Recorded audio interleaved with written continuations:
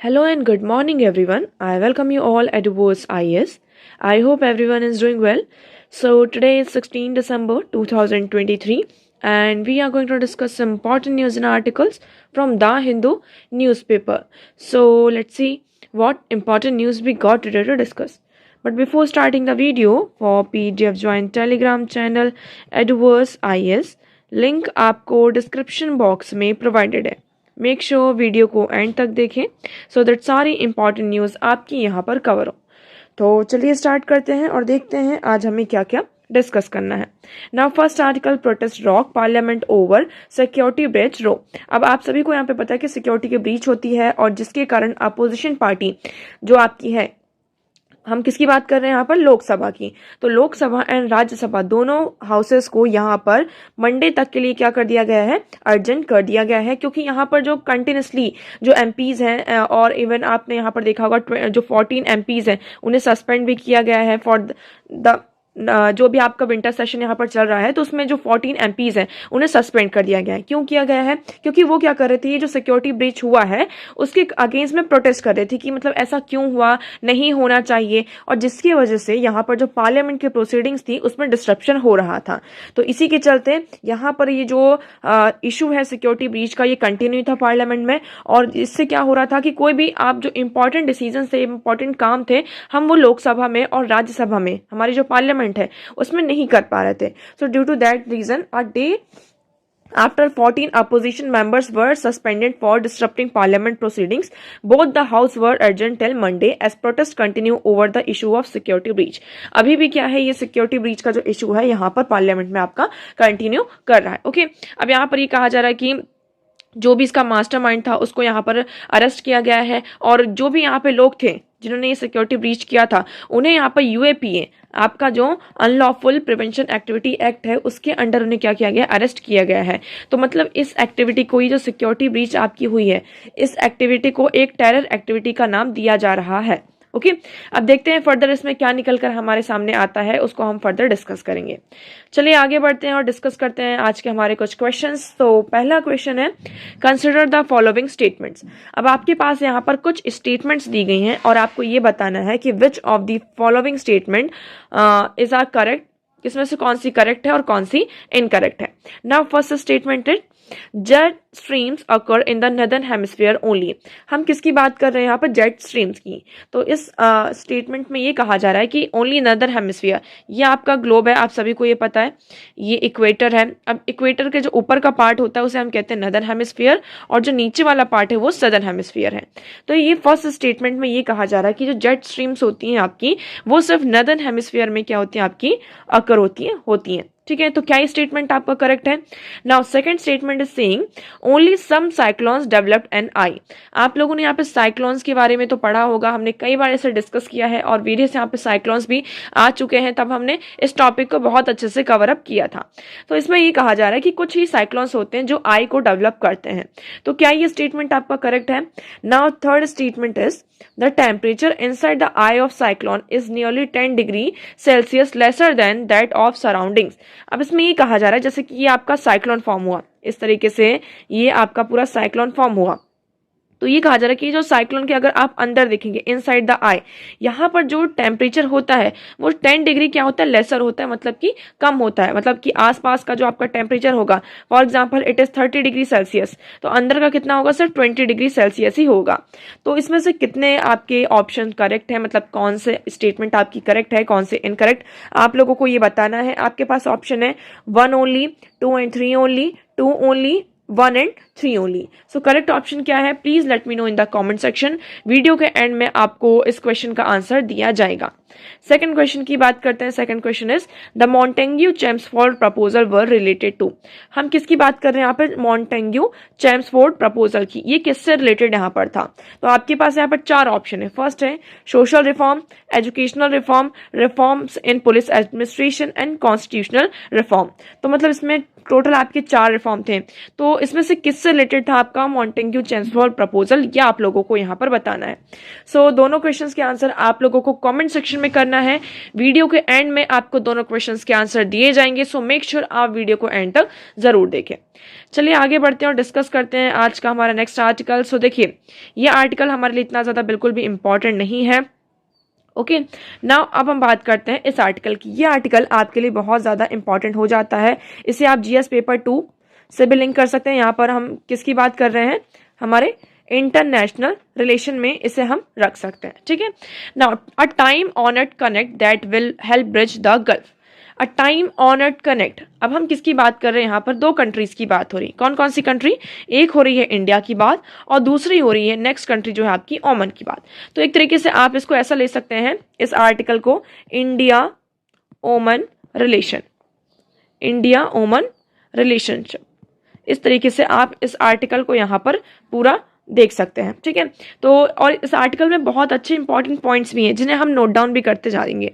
सो पहला क्या है, अभी एक्चुअली 16 दिसंबर मतलब कहाँ, आज के दिन ही, आज क्या होने वाला है, जो सुल्तान ऑफ ओमन है, सुल्तान हैथम बिन तारिक, वो कहाँ आने वाले हैं, इंडिया की विजिट में आने वाले हैं फॉर द स्टेट विजिट।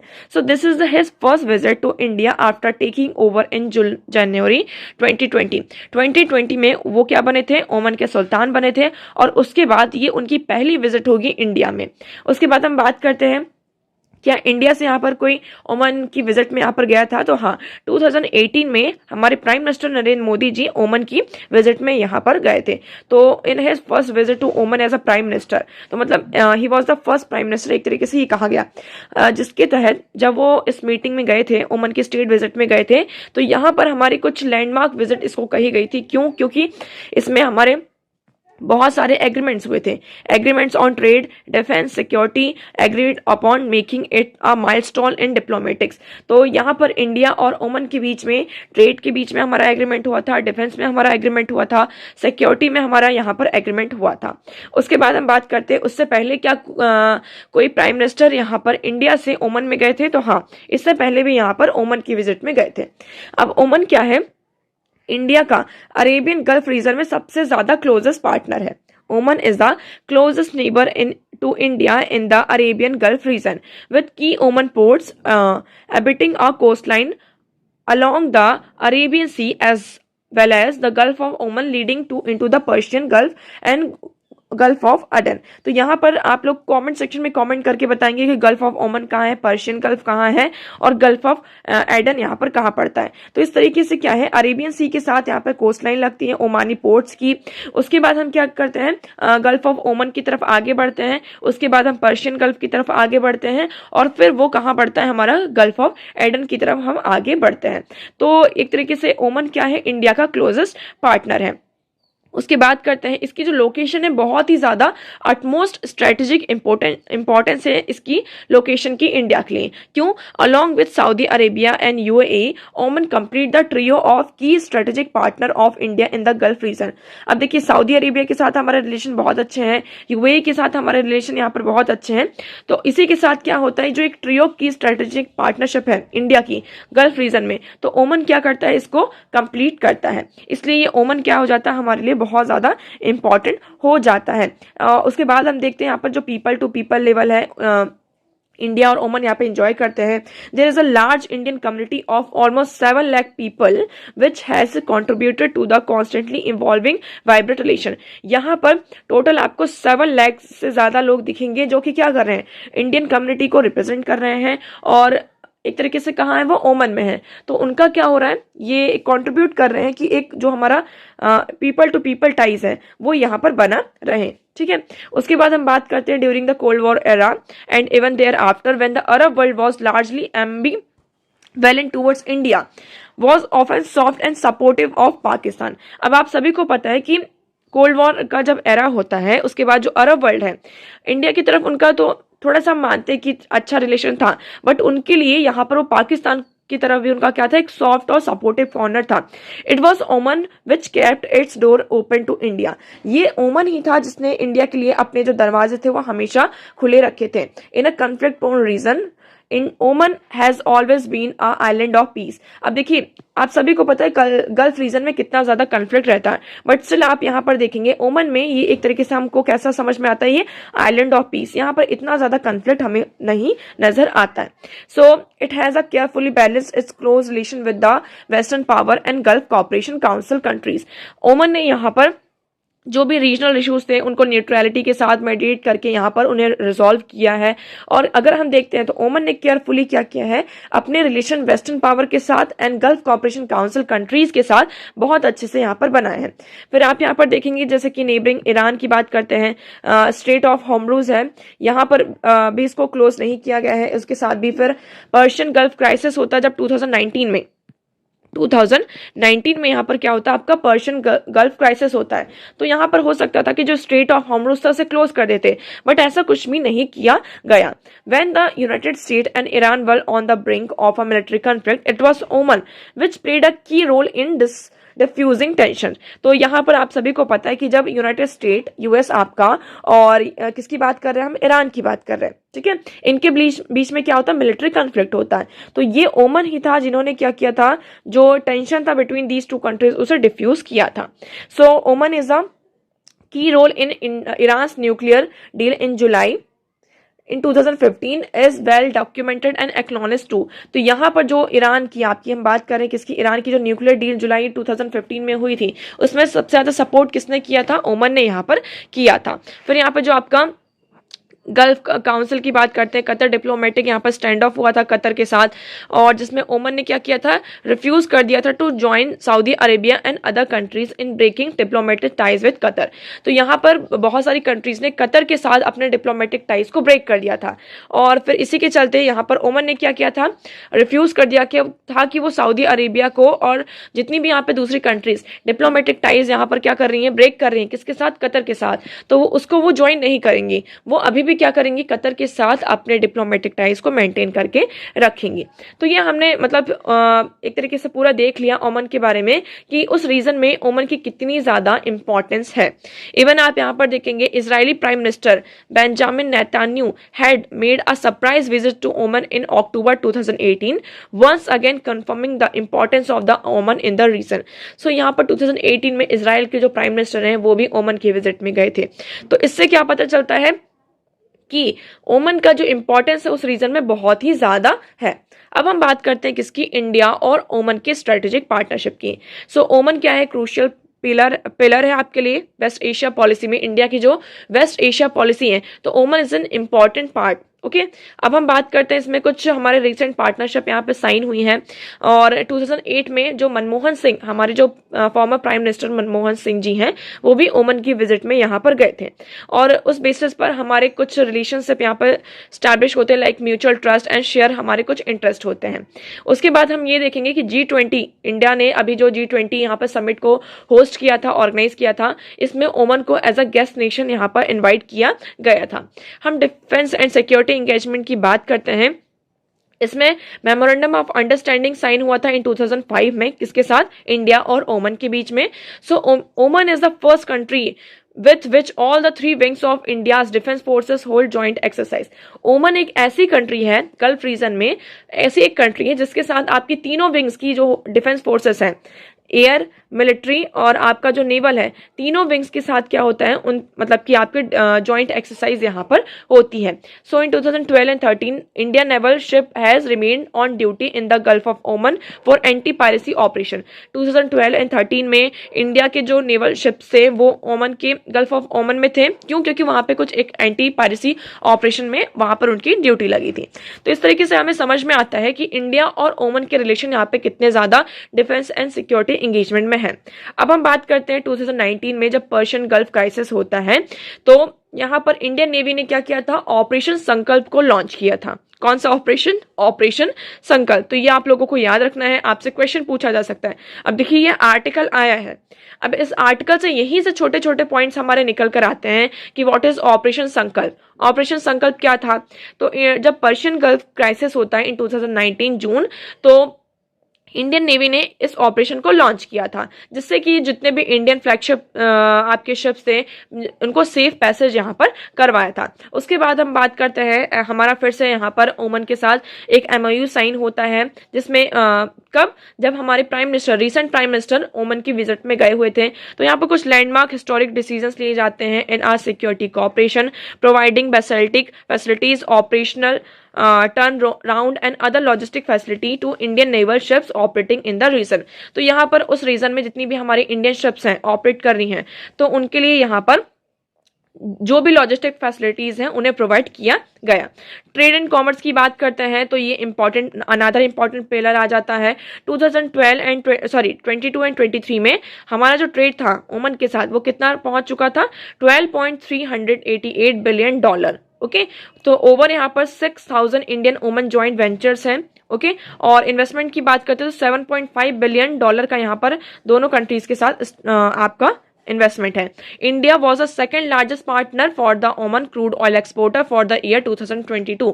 2022 में ओमान सबसे ज्यादा जो ऑयल इंपोर्ट करता था, फर्स्ट नंबर में चाइना को और सेकेंड नंबर पर यहाँ पर इंडिया था। ठीक है, हम 2022 की बात करते हैं। यहाँ पर इंडिया और ओमान ने क्या किया है, रुपे डेबिट कार्ड यहाँ पे लॉन्च किया है। एक तरीके से ये इंडिया का इनिशिएटिव था जिससे हम क्या कर सके, जो डिजिटल पब्लिक इंफ्रास्ट्रक्चर वर्ल्ड में इसको प्रमोट कर सके। तो आप देख रहे हैं कि स्पेस का जो हमारा कॉर्पोरेशन एरिया है वहां पर भी हमारी जो एंगेजमेंट है वो आगे बढ़ रही है। उसके बाद हमारा जो India middle east economic Europe connectivity corridor है, इसमें भी बहुत ही इंपॉर्टेंट रोल है किसका, ओमान का। तो हमने यहाँ पर देखा there is a proposal from the South Asia Gas Enterprises in private consortium based in India to lay a 1400 kilometre long deep pipeline from Oman to India transfer of gas. यहाँ पर क्या हो रहा है, जो आपका साउथ एशिया गैस एंटरप्राइजेस है वो क्या करना चाहते हैं, 1400 किलोमीटर की एक लॉन्ग डीप सी पाइपलाइन को ओमान और इंडिया से कनेक्ट करना चाहते हैं, जिससे हम गैस को क्या कर सके, यहाँ पर ट्रांसफर कर सकें। तो आपने यहाँ पर देखा कि ओमान की जो हमारी एक स्ट्रेटेजिक पार्टनरशिप है वो कितनी ज्यादा स्ट्रांग है। तो इंडिया के लिए क्या निकलता है, ओमान एज अ गेटवे निकलता है जहां पर हम वेस्ट एशिया की तरफ आगे बढ़ सकते हैं और हमारा जो एक तरीके से रिलेशन है कंट्रीज के साथ उसको और ज्यादा डीप कर सकते हैं। ओके, सो आई होप आपको ये आर्टिकल पूरी तरीके से यहाँ पर क्लियर होगा। अब हम आगे बढ़ते हैं, हमारा नेक्स्ट आर्टिकल डिस्कस करते हैं। So next article is acceleration for told if inflation is not tamed there is a risk to consumption and growth. अब ये कहा जा रहा है कि अगर यहाँ पर आपका इन्फ्लेशन को हमने टाइम नहीं किया, इन्फ्लेशन में अगर रुकाव नहीं हुआ तो इससे क्या होगा, जो हमारा कंजप्शन है और जो हमारी ग्रोथ है उस पर बहुत बड़ा रिस्क आपका आएगा। So Novembers resurgence in headline retail inflation while clearly not unexpected after the RBI just last week predicted a likely uptick a stark remind of the risk volatile food price pose। तो यहाँ पर सबसे ज्यादा देखिए problem क्या आ रही है inflation में कि आपका जो रिटेल प्राइस है जिसको हम कंज्यूमर प्राइस इंडेक्स भी कहते हैं, इसमें अगर कुछ भी फ्लक्चुएशन होता है, अगर इसका जो परसेंटेज है, रेट है, इन्फ्लेशन रेट है वो इंक्रीज होता है, हाई होता है, तो इसका मतलब क्या है, कौन एक्शन में आएगा, आपका आरबीआई एक्शन में आती है। अब ये जो आपका सीपीआई है, कंज्यूमर प्राइस इंडेक्स है, जिसकी हम रिटेल इन्फ्लेशन की भी हम बात करते हैं, तो इस रिटेल इन्फ्लेशन में एक्चुअली प्रॉब्लम ये होती है, आपका जो फूड प्राइस है वो बहुत ज़्यादा वॉलेटाइल है और वो हर टाइम फ्लक्चुएट करता रहता है।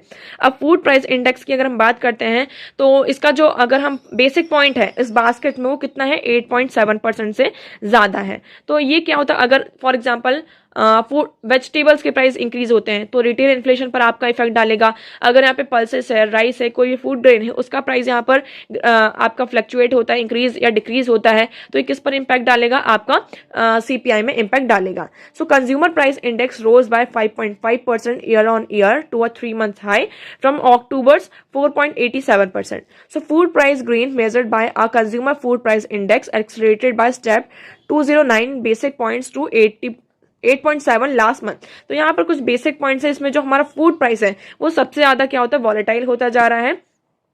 तो इसमें यही कहा जा रहा है कि propelling the upsurge in food price were cereals and vegetables constitution of food and beverages sub group. तो यहाँ पर ये आपका फूड प्राइस में सारे वेजिटेबल्स और फूड सीरियल्स ये सारी चीजें आ जाती हैं, जिसके कारण यहाँ पर 10.3% एंड 17.7% इन्फ्लेशन यहाँ पर हमें दिखाई देता है। तो इसमें यही कहा जा रहा है कि अगर हमने देखिए कभी यहाँ पे टमाटर जो है आपके टमाटो हैं उनके प्राइस बढ़ते हैं, कभी अनियन के प्राइस बढ़ते हैं, कभी पोटैटो के यहाँ पर प्राइस बढ़ते हैं। तो इनका जो प्राइस है वो बहुत ज़्यादा फ्लक्चुएट होता रहता है। इस फ्लक्चुएशन के कारण क्या होता है, आपका सीपीआई में इम्पैक्ट आता है, और जब सीपीआई में इम्पैक्ट आता है तो आरबीआई एक्शन में आती है। आरबीआई की जो मॉनेटरी पॉलिसी कमिटी होती है वो क्या करती है, आपके जो डिफरेंट रेट्स होते हैं कौन कौन से, हम बात करते हैं रेपो रेट की, फिर आता है आपका रिवर्स रेपो रेट RRR, फिर आता है आपका CRR, फिर आता है आपका SLR।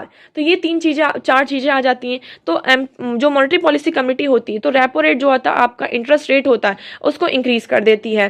ठीक है, अगर यहाँ पर रेपो रेट को इंक्रीज किया जाता है और रिवर्स रेपो रेट को यहाँ पर इंक्रीज किया जाता है तो इससे क्या होता है कि जो हम बैंक से लोन लेते हैं, है ना, फॉर एग्जाम्पल हम बैंक से लोन ले जा रहे हैं तो उसमें भी क्या होता है, फॉर एग्जाम्पल अगर यहाँ पर 10% का इंटरेस्ट रेट है तो बैंक उसका 2-3% ज्यादा ही लेंगे, है ना। तो वो कितना लेंगे, फॉर एग्जाम्पल वो 15% ले रहा है तो इसका जो लार्जर इंपैक्ट आता है किस पर आता है, यहाँ पर कंज्यूमर्स पर आता है।